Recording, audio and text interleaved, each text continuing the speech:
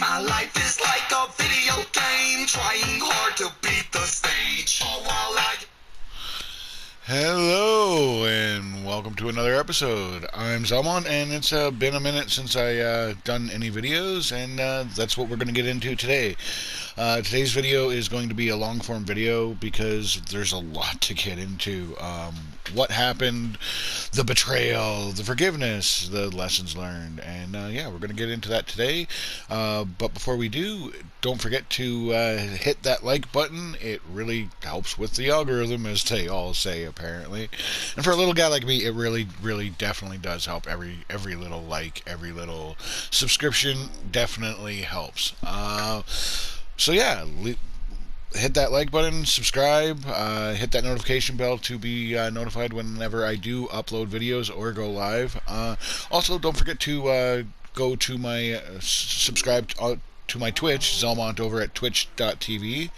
And yeah, let's get into this here. For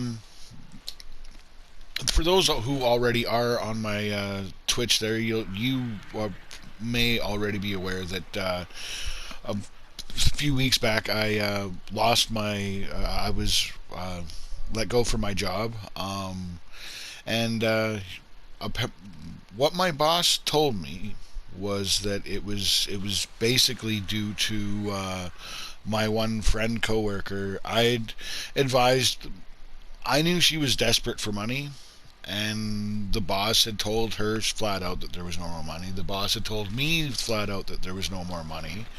So as her friend, like, I went and gave her real legitimate advice and told her, hey, like, it's no BS. There's no more money, like, so, like, if you need more money, then yeah, you need to pull the trigger and do whatever you need to do to get yourself to get more money. Like, go look for another job, go whatever you got to do, right?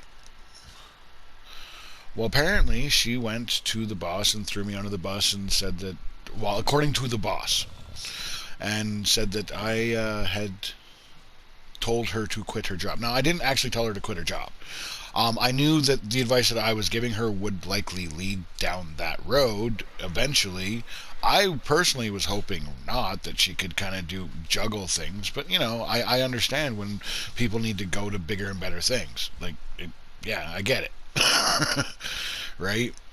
But yeah, so my boss let me go, and the way it all happened just confirmed what I had already kind of known, and that was that I was going unappreciated at my job. I was, all the extras that I was doing were, my boss had gotten to the point where she was fully taking it for granted, not even being aware that I was doing this stuff, not even aware that, like, she gave me a raise and then expected me to just magically do more in the same amount of time, knowing that, like, already I was that person who, I don't stop.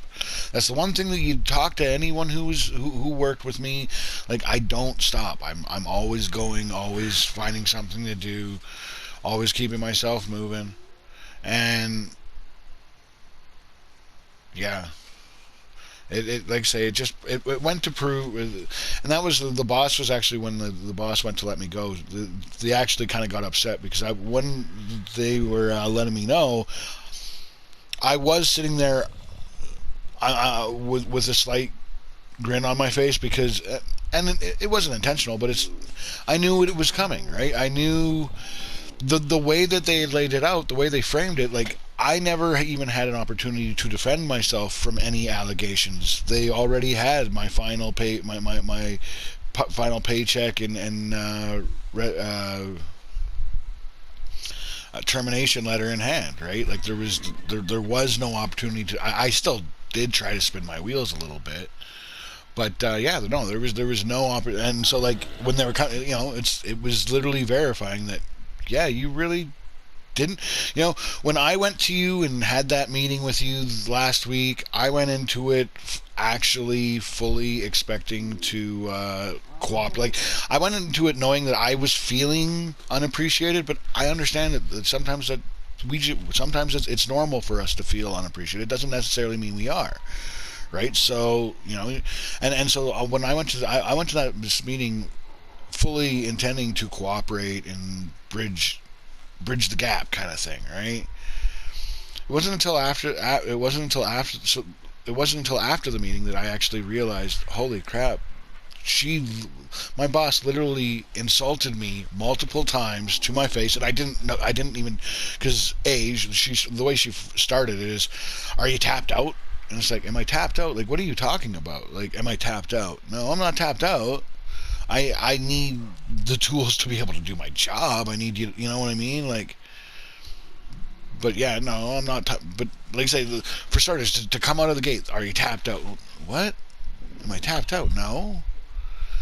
And then she basically compared me, saying that I was the same as the worst staff that she has in the kitchen, that she knows is the worst staff she has in the kitchen. Like, there's not even a doubt that it's the worst staff in the kitchen. And apparently I'm equal to that.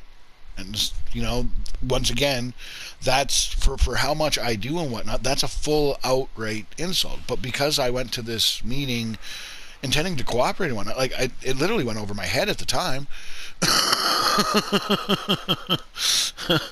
I was trying to watch my words and like, how can I phrase this in a way that I'm not, that she can understand where I'm coming from, but it's not going to be an attack. And clearly she did not feel the same way.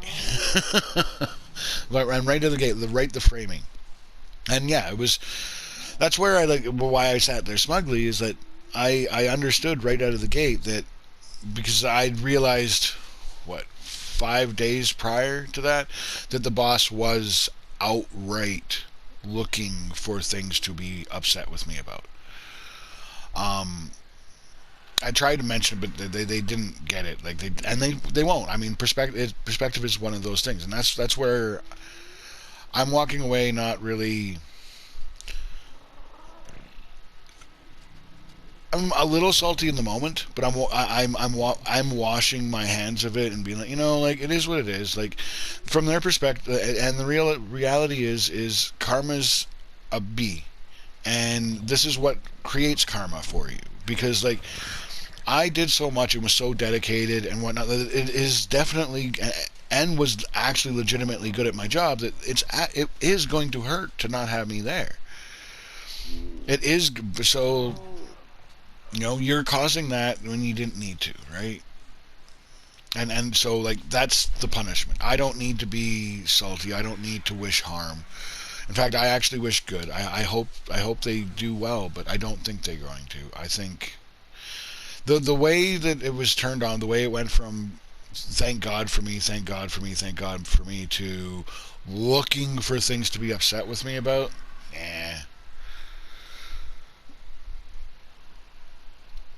something major is going on behind the scenes that's creating stress that I wasn't included in. So it is what it is. And then that's also my friend coworker who apparently threw me under the bus. I'm trying to get together with her ever since, to talk with, because, like, I don't know if the boss said anything to her. Probably not. But the reality is yeah, apparently she got me fired. She threw me under the bus. And even to look at it, like, it's, why would you even go to the boss with that? There's only one reason, and that's best case scenario is exactly what happened. So my friend coworker literally threw me under the bus and got me fired purposely. Like, that is a betrayal. And knowing that, it's the question does come of, would I do that again? Knowing what I know now, would I, if I had the opportunity to go back and not talk to her, would I have not talked to her? No, I would have talked to her again. I would do it. Because the reason she betrayed me is the reason I went to her. She was desperate for money. And now she's probably getting more hours. B, she probably got a raise, actually. So it worked out for her, and right now, because of the way it all went down, I am now the scapegoat for the boss. So all of the boss's ire, all of the boss's stress gets to be put at me. It's all my fault, all my fault, all my fault. Even things that she absolutely knows is not my fault, she can still blame me to others. Oh, he didn't tell me this. He didn't tell me that this was broken. He didn't tell me that this needed to be ordered. He didn't tell me that we were out of this. He didn't tell me that we were low on this. Right? So, like I say, a lot of the stress and whatnot just gets to dissipate for the day-to-day employees. And so, like, yeah, for my friend, probably actually really worked out. But yeah, that is 100% a betrayal. But it was out of desperation, and so I forgive. I absolutely forgive. Am I going to forget? No. I'm not going to forget. Yeah, especially given that she's been ghosting me ever since. Like, I think well, like I say, like, to even go to you knew what you were doing. You knew what you were doing. And to not even be willing to look me in the eye and ask for, like, I already forgive you, like, legit. But to not even have the cojones to be like, hey, I'm sorry, I got you, I was desperate. Like, to not even offer the apology, it's a little cold, man. Come on. But like I say, if I had the opportunity to do it again, I absolutely, and I do forgive her. I wish she'd get together and have a chit chat with me, and so that I could let her know, like, hey, like, no hard feelings, because, like, yes, I 100% did cost me my job, 100%, but even if it hadn't been you, the boss was at a point where she was looking at things to be upset with me about. That's what so it was literally just a matter of time. Especially, I was already under a lot of stress and starting to stress out because of all of everything, and that's just additional stress, knowing that you have to be that hyper vigilant because the boss is literally looking for things to be upset with you about, right? It's like, I'm good at my job, and you actually are going to be hard. But if you're looking, it's a person who's looking for ghosts is going to find ghosts, whether there's ghosts there or not. That is true, and that's true, literally and metaphorically. But yeah, I lost my job.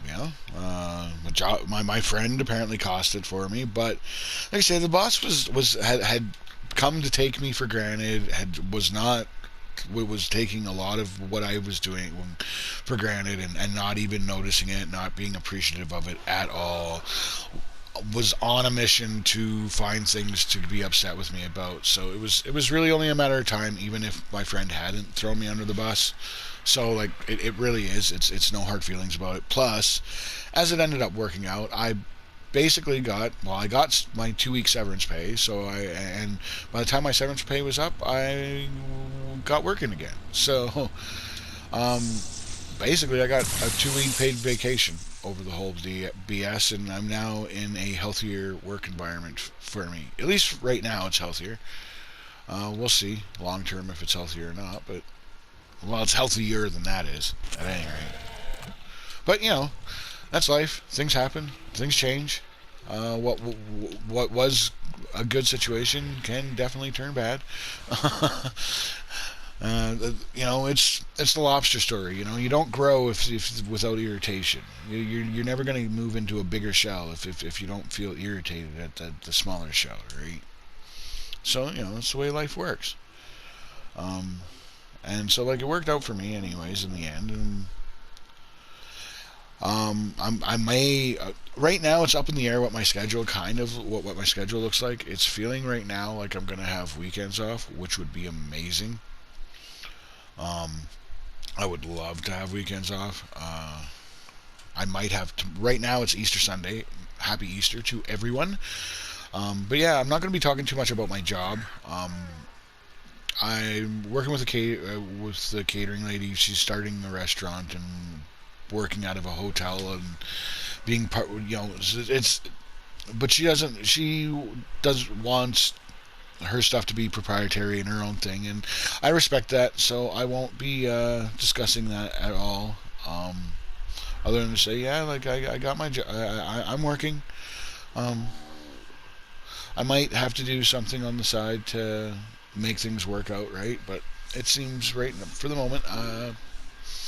I'm working, so and then yeah, I recently started playing Elder Scrolls Online again. I'm planning on doing some content for that. I'll probably be starting to do primarily content for Elder Scrolls Online. And one of the things that I think I'm going to oh, wrong one. However, camera. One of the things that I think I'm going to be focusing on initially for content wise is Sky Shard hunts. I used to do Sky Shard hunts on the regular for the guilds that I was in, and given that it is something I already have experience with, I think it is content that can do a person some good. Even though there's already a billion Sky Shard videos out there, I'm sure if I Google it, there's already somebody who's done a Sky Shard run and filmed it. So, but yeah, that's my plan. I'm also, planning to focus more on the PvP end of it. So hopefully I can get some PvP content as well. The big problem, I really would like to stream, but my internet still isn't all that great. I can kind of stream single player games, but online games, the the internet doesn't seem to have the bandwidth to stream and play online. So, well, most days, anyways. Some of the time it does all right, but yeah, most of the time it doesn't seem to pan out. And PvP especially, you want to have good internet. So I kind of gotta do videos more or less like this, but it'll be more action. And because I'll be playing with other people and there'll be other people around, I won't be talking to the camera per se, right? It'll be more just talking, me and the people I'm playing with talking amongst each other and kicking some butt, hopefully, or getting some butt kicked. But yeah, thanks for tuning in. I'll be earmarking all of my ARC videos into its own little ARC playlist. Starting starting a playlist here for Elder Scrolls, because like I say, most of my videos moving forward here will probably be Elder Scrolls related, at least for the time being. But yeah, thanks for tuning in, and until next time, later.